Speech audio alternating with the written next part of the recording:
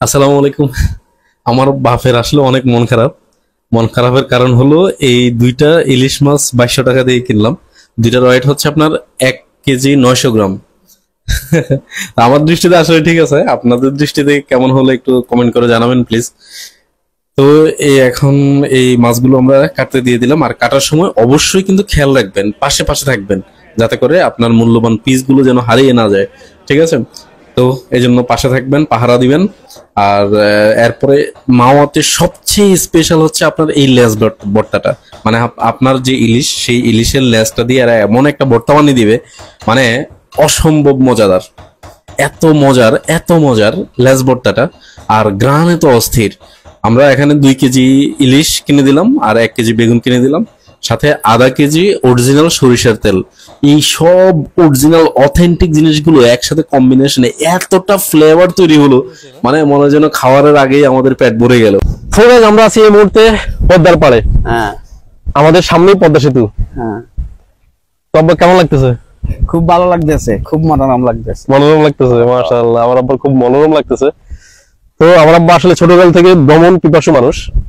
বিভিন্ন জায়গায় ভ্রমণ করেছেন, বিভিন্ন জায়গায় ঘুরেছেন, বাংলাদেশে প্রায় সব জায়গায় উনি গিয়েছেন। কয়েকটা জায়গা বাদ দিয়ে রাখি আব্বা। হ্যাঁ হ্যাঁ, কোন কোন জায়গায় যান নাই? যাই নাই।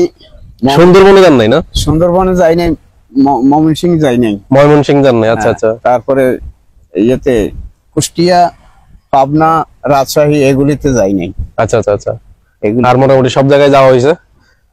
এই মুহূর্তে পদ্মার যে ঢেউ, মানে বিশাল বিশাল ঢেউ চলছে।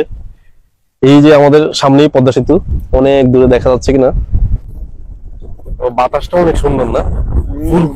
আবহাওয়াটা খুব ভালো। সেরা আবহাওয়া, সেরা এনভায়রনমেন্ট।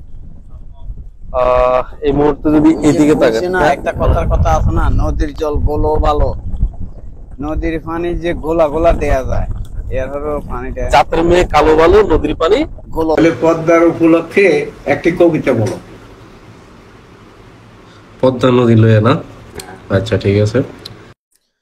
পদ্মা নদী উথাল পাতাল, ঢেউ খেলে যায় মনে, ইজেল জোড়া বিশাল ছবি কাঁপে চোখের কোণে। নদীর বুকে দখল নিয়ে ওই জেগেছে চর, পদ্মা নদীর করাল থাবায় ভাঙলো কত ঘর। মাতাল করা ঢেউয়ের তালে নৌকাগুলো ধলে, ঢেউগুলো সব সাপের মতো বিশাল ফনা তোলে। বর্ষা এলেই মাতম ওঠে এই যে বিশাল গাঙ্গে। তারপরে বলা যায়, বর্ষা এলেই মাতম ওঠে এই যে বিশাল গাঙ্গে, প্রতি বছর অসহায় মানুষদের ঘরই ভাঙে। আচ্ছা, এই লাইনটা আবার বলি। বর্ষা এলেই মাতম ওঠে এই যে বিশাল গাঙ্গে, প্রতি বছর অসহায় মানুষের কত ঘর যে ভাঙে। হ্যাঁ, কেমন হয়েছে?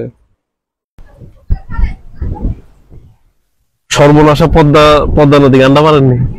না না সর্বনাশা। না, সর্বনাশা পদ্মা না, আর ছিল কি পদ্মা? আমি মেঘনা নদীর পাড়ে, আমি মেঘনা নদী, আমি মেঘনা পাড়ের ছেলে, আমি মেঘনা নদীর মেয়ে। আচ্ছা, এই একটা কবিতা ছিল আর কি, সুন্দর একটা কবিতা ছিল। তাই? আমার কত বড় অনেক ধন্যবাদ। মনে নাই হন। না না, মেঘনার কথা মনে পড়লে মেঘনার ঢল কবিতাটা, হুমায়ুন কবিরের মেঘনার ঢল কবিতাটা মনে পড়ে। আমার এখনো মুখস্থ আছে আব্বা। হ্যাঁ, বলি একটা। হ্যাঁ, শোনো মা আমিনা, রেখে দে রে কাজ, তরা করে মাঠে চল, এলো মেঘনায় জোয়ারের বেলা, এখনই নামিবে ঢল। নদীর কিনার ঘন ঘাসে ভরা, মাঠ থেকে গরু নিয়ে আয় তরা, করিস না দেরি, আসিয়া পড়িবে সহসা অথই জল। মাঠ থেকে গরু নিয়ে আয় তরা, মেঘনায় নামে ঢল। এখনো যে মেয়ে আসে নাই ফিরে, দুপুর যে ভয়ে যায়, ভরা জোয়ারের মেঘনার জল কুলে কুলে উছলায়। নদীর কিনার জলে একাকার, যেদিকে তাকাই অথই পাথার, দেখো তো গোয়ালে গরুগুলো রেখে গিয়েছে কি ও পাড়ায়, এখনো ফিরিয়া আসে নাই সে কি, দুপুর যে ভয়ে যায়। ভোরবেলা গেল, ভাটা পড়ে আসে, আদার জমিছে আসি, এখনো তবুও এলো না ফিরিয়া, আমি না সর্বনাশী। দেখো দেখো দূরে মাঝে দরিয়ায়, কালো চুল যেন ওই দেখা যায়, কাহার শাড়ির আঁচল আবার সহসা উঠিছে ভাসি, আমিনারে মোর নীলুকি টানিয়া মেঘনা সর্বনাশী। মানে এই কবিতাটা একদম হৃদয় ছোঁয়া একটা কবিতা হুমায়ুন কবিরের। সেই ক্লাস 4-এ পড়েছিলাম।